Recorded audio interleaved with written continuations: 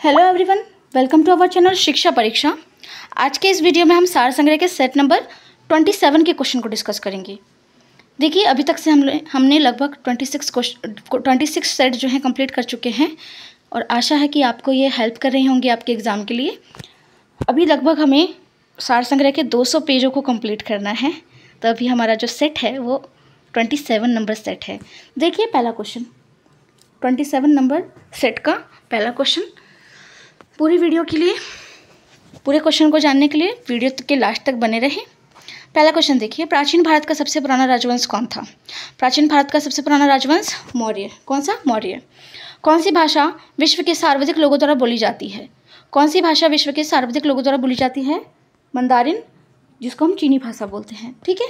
Next है, अंतर्राष्ट्रीय महिला दिवस कब मनाया जाता है?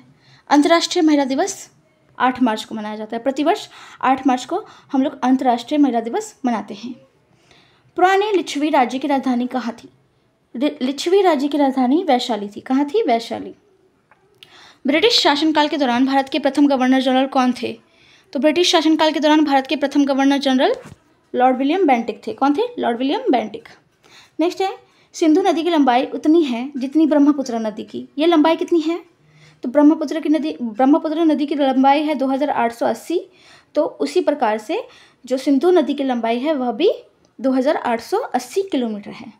नेक्स्ट है, India 2000 vision for the new millennium किसने लिखा है? तो किसने लिखा है? एपीजे अब्दुल कलाम ने और वाईएस राजन ने। नेक्स्ट देखिए यहाँ पे, सतपुड़ा पर्वत श्रृंखला भारत में अपनी सर्वोच्च सीमा या शिखर पर कहाँ पहुँचती है? तो कहाँ पहुँचती है ये? धूपगढ़ में। धूपगढ़ में 1350 किलोमीटर। गंगा नदी की सबसे पूर्व की ओर बहने वाली शाखा का नाम क्या है? देखिए, गंगा नदी की सबसे पूर्व की ओर बहने वाली शाखा पद्मा है। ठीक है, यही पद्मा आगे चल के सुंदरबन डेल्टा का निर्माण करती है।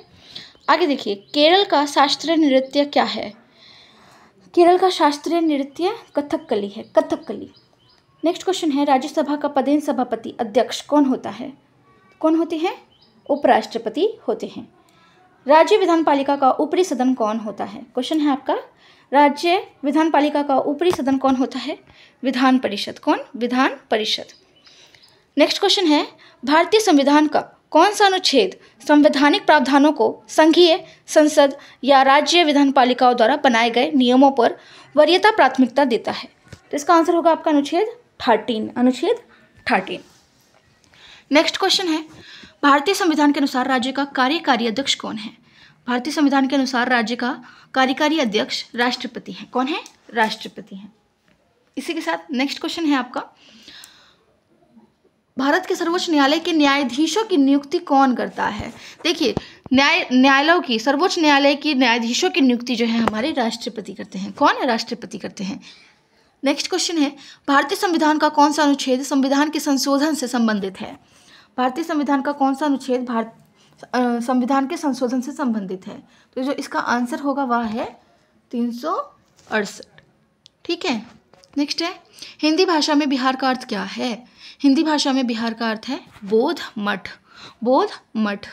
बिहार का कौन जिला नायलॉन उद्योग के लिए प्रसिद्ध है? देखिए, कौन सा जिला है बिहार का ऐसा जो नायलॉन उद्योग के लिए प्रसिद्ध है? मुंगेर। आप कमेंट में बताइए कि कौन कौन मुंगेर से है। नेक्स्ट देखिए क्वेश्चन है, किसने कहा शक्ति बंदूक की नली से निकल कर आती है? तो किसने कहा ये? माओ त्से तुंग। ठीक है। नेक्स्ट है, बद्रीनाथ किस देवता को समर्पित है? बद्रीनाथ भगवान विष्णु को समर्पित है। ठीक है। नेक्स्ट है, पुरातत्व विज्ञान में अवशेषों की आयु का अनुमान लगाने में किस शब्द का प्रयोग होता है? किस शब्द का प्रयोग होता है? डेटिंग का।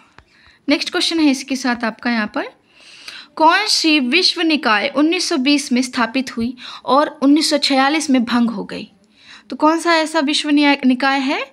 League of nation. League of nation जो है 1920 में स्थापित की गई थी और 1946 में इसको भंग कर दिया गया। उस खगोल शास्त्रीय का नाम बताएं जो एक क्षय तंत्रिका रोग से पीड़ित थे और केवल कंप्यूटर के माध्यम से ही अपनी बात कह पाते थे। वे थे Stephen Hawking. Stephen Hawking. Chandrachud समिति की रिपोर्ट किससे संबंधित है? देखिए, चंद्रचूड़ समिति की रिपोर्ट जो है आपकी मैच फिक्सिंग और शर्त लगाने से संबंधित है। भारत की हरित क्रांति के मुख्य निर्माता का नाम क्या है? भारत में जो हरित क्रांति हुई थी उसके मुख्य निर्माता का नाम है एम.एस. स्वामीनाथन। एम.एस. स्वामीनाथन। भारत के सर्वोदय नेता लोकमान्य जयप्रकाश नारायण की जीवन काल क्या है? क्या है जीवन काल? 1902 से 79 ईस्वी तक। किस देश ने सरकारी सेवाओं के लिए सर्वप्रथम प्रतियोगिता परीक्षा शुरू की? कौन सा ऐसा देश है जिसने सरकारी सेवाओं के लिए सर्वप्रथम प्रतियोगिता परीक्षा शुरू की थी? तो वह है आपकी चाइना हमेशा हर बार आगे रहा है। आगे देखिए नेक्स्ट, भारत में राष्ट्रीय आय लेखा समंक किसके द्वारा प्रकाशित किए जाते हैं? तो ये आपका आंसर होगा यहाँ पे केंद्रीय सांख्यिकी संगठन द्वारा। कौन से राज्य भारत में दालों के उत्पादन को आधे के बराबर योगदान करते हैं? तो कौन से ऐसे राज्य हैं? मध्य प्रदेश है, महाराष्ट्र है और राजस्थान है। नेक्स्ट क्वेश्चन है कि भारत में सर्वोच्च वित्तीय सत्ता किसके पास है? सर्वोच्च वित्तीय सत्ता किसके पास है? रिजर्व बैंक ऑफ इंडिया के पास है। किसके पास है? Reserve bank of India. विश्व बैंक का दूसरा नाम क्या है? विश्व बैंक का दूसरा नाम क्या है? IBRD। क्या नाम है? IBRD। ठीक है।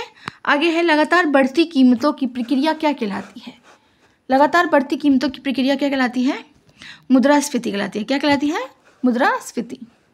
भारत में 1 रुपए का नोट कौन जारी करता है? भारत में 1 रुपए का नोट वित्त मंत्रालय जारी करता है। कौन?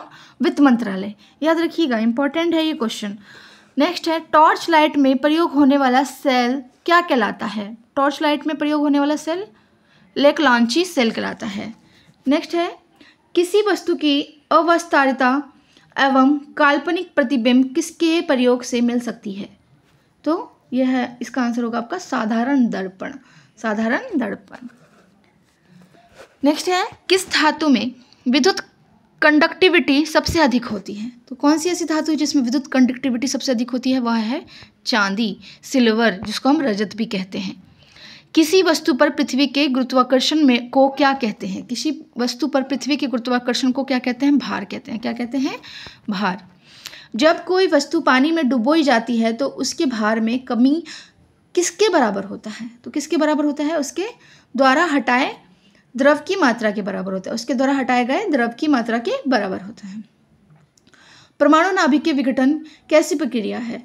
परमाणु नाभिक के विघटन कैसी प्रक्रिया है? इसमें भारी नाभिक हल्के नाभिकों में टूटती हैं तथा ऊर्जा निकलती है। नेक्स्ट है न्यूटन के गति के तीसरा नियम क्या है? न्यूटन का गति का तीसरा नियम क्या है? प्रत्येक क्रिया के लिए बराबर व प्रतिकूल प्रक्रिया। Every reaction have a opposite action. Every action have a opposite reaction, है ना? जैसा करोगे वैसा भरोगे टाइप का।